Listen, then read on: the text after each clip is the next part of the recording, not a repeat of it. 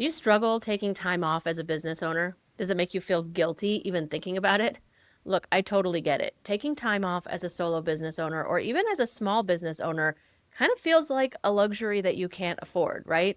But I kind of want to challenge that idea today. So before we dive into this, make sure you like this video, subscribe to the channel if you haven't already, and ring that little notification bell so that you never miss a tutorial or upload. Okay, so I've talked before about the practical side of solopreneur PTO, like I like to call it, or just taking time off as a solo or small business owner. We've talked about the automation aspect of it. We've talked about how to make it feasible. But I kind of wanted to talk a little bit about some of the mindset aspects behind why it's so difficult for us to do this as a solo or small business owner and why it's actually incredibly important that we push past that and do it anyway. So if this is something that you do struggle with, stick with me for this episode because I'm going to challenge some of those beliefs, some of those lies that you're probably telling yourself. And I only know them because I've told them to myself as well. But we're also going to be looking at some of the things that some really successful and really well-known people in our industry have said about why rest is so important and, how it's not actually a detriment to your business, is actually a benefit. As a solo business owner, there's a lot of reasons that we feel guilty taking time away. And I think, honestly, most of them, at least for me, are not so much about the things that could be automated, right? They're not so much about the emails or the social media posts, because we've talked about this. Those can all be pre-batched, pre-created, and scheduled out for the future. So that level of guilt for taking time away in our business, I feel like is pretty much resolved in the fact that we can still show up while not actually being there. But if that practical side is something that you're still struggling with, check out my Tech Savvy Academy because I think it's going to resolve a lot of that for you. I'll drop a link in the description below for that. But I want to talk more about the showing up specifically for your clients. This is probably going to apply more to my service industry folks rather than the people who are making physical products. Because typically, and I don't want to assume here, so let me know in the comments if I'm way off base, but I would feel like if you sell physical products, you wouldn't feel the same, obligation, I guess, that comes along with being a more service-based provider, especially if you're like a business coach or a life coach, or really any kind of coach, because in that case, you're typically making time one-on-one to meet with your clients. So when you tell them that you're not going to be able to meet with them for a week or whatever, that might make you feel like you're letting them down. And I really want to challenge that in particular, because that's something that I have struggled with a lot. And especially as a business coach, I'm realizing more and more that when I don't allow for rest and time off in my own business, I am setting a really, really bad example for all of my clients. And so if you are a business coach, business mentor, life coach, anything in that realm, I think it's important to recognize that, yes, you might feel like you're letting them down by missing a week or whatever that might be. But really what you're doing is showing them that prioritizing themselves and prioritizing that rest is important and that the world doesn't fall apart when you do it, right? So by taking that time away and letting them see that even from the customer's perspective, it's really not that big of a deal. So whatever they might be feeling as far as guilt or obligation in taking that time away, they'll see that it's actually really not that big of a deal. And they'll see that you will come back more refreshed and more inspired and ready to jump into things when you take that time away and you come back. So like I said, this may not apply to all businesses, but let me know in the comments if I'm wrong there, because I've never been a product seller in that way. I've always been more of a service provider or support provider. So, I really don't know what it's like for you guys. So I would love to hear if that's relatable at all. But I think as a small business owner, this is something I've been thinking about a little bit more recently, because now that I am doing more Trello consulting, I'm not just working with solo business owners like I have been in the past. I'm working with a lot more small teams, 10 team members or less usually. And I'm realizing that it actually might be harder for the owner of a small business that does have a team of people who are relying on them and all of that to effectively take that time away. There might be more of a guilt factor there. And maybe not even just guilt, maybe it's more like fear, I guess would be a better word for that. Because what if everything falls apart without you, right? Well, here's the thing. If you are growing a team and you are working towards having a larger business, well, then you need to be building a business that is capable of functioning without you. I'm not saying make yourself irrelevant, obviously, because you're the business owner, your opinion, your perspective, and all of that is always going to be needed, but it should be able to run smoothly without you. And I think, as a solo business owner and someone who is definitely type A, I'm kind of a control freak. I think it's a little bit easier for me to step away because if I am using automation as my team to kind of keep things running, well, I'm still kind of maintaining that control because I created the automation. I set it up and I know that everything has been done and is being done. And so it's a little bit easier for me to delegate to a machine than it might be to delegate and truly let other people take the reins, right? Because realistically, people are fallible and they can potentially let us down. And yes, automation can let us down too. I'm not trying to say that it's perfect and that it never screws up. It absolutely does. But when it comes to people, it can be a lot harder for us to put that faith and trust in somebody, even if we really, really want to. There was something that kind of came to mind for me as I was preparing for this episode that I wanted to share with you guys and just, I don't know, kind of get your thoughts, maybe get you thinking about this in a little bit of a different way. So, like I said, automation can screw up too, automation can let you down. But most of the time, what I have found in my experience is that when my automation lets me down, it's actually more because there was a gap in my automation process that I didn't realize was there. A lot of times we get so into the groove with things with our process and our routine that we have a tendency to fill in some gaps in our business, in our process that we don't even realize we're doing.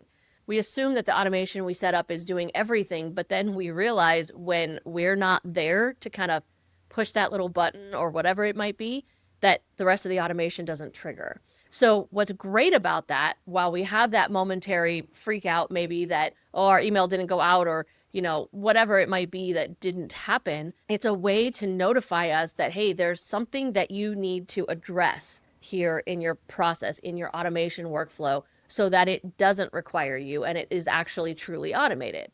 So then it got me thinking, like, why couldn't that apply in a small team as well? I mean, I would assume that there are the same kinds of situations, right? When you get into a routine and a flow with your team, that you are doing things, that you are triggering things, that you are reminding of things, whatever it might be, in a way that you don't even realize that you're doing. And so when you're not there to do it, then somebody doesn't recognize that they're supposed to run with whatever that next task is, or they forget, or maybe there's a communication gap that you haven't identified yet, that maybe you are, as the owner, are notified of something that you then tell somebody else about, but if you're not there to tell them about that, then you need to create some level of visibility for them, at least in the times when they're kind of backing you up when you're out of the office. So this really got me thinking about, like, sometimes taking time off is actually a good thing because it brings to light some inefficiencies or some gaps in process that we would never find otherwise. And so you're plugging all these holes that you don't even realize you're doing. By taking that time away and allowing something to kind of maybe fall apart a little bit might actually be a good thing, because then you can come back and fill in those gaps and strengthen your process and make everything even more efficient and even more complete.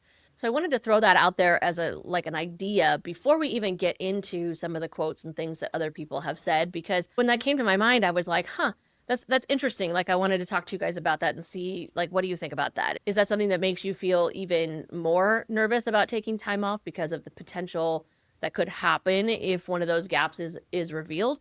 Or does that kind of make you feel a little bit more confident going into some time away? And it doesn't even have to be like a whole week or whatever. I mean, even if it's just a day or two, just to recognize that, hey, everything may run perfectly smoothly, which is awesome. And that will give you confidence to take time off again in the future.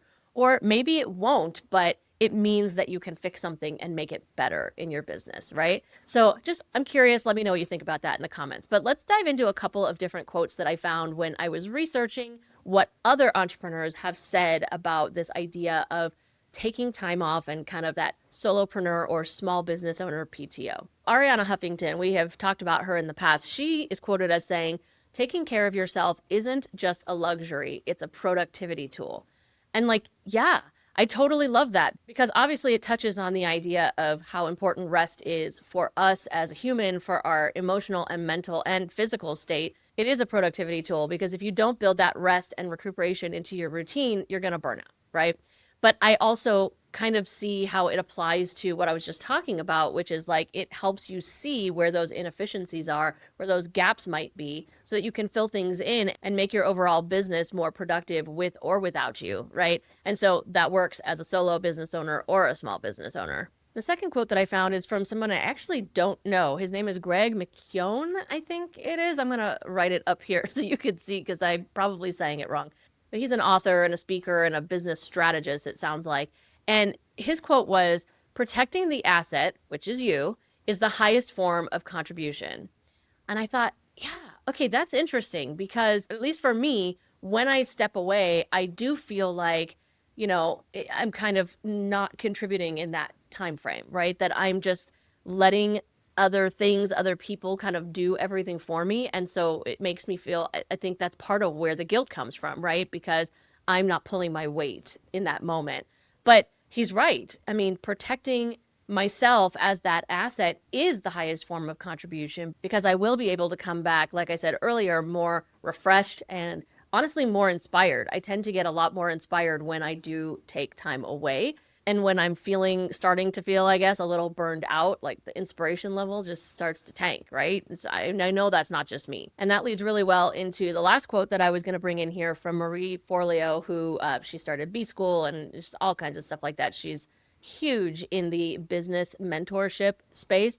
And she said, burnout is not a badge of honor. And yes, girl, 100% agree with that. Long time ago when I started my first blogging experience back when I wasn't very good at being consistent with things, I remember writing a blog post that said something like, are you wearing your busy badge or your busyness badge or something like that? This is exactly what I was talking about because I think a lot of times when people just casually ask us, hey, how's it going? What's going on? Da, da, da. Our initial response is to say, oh, yeah, I'm so busy.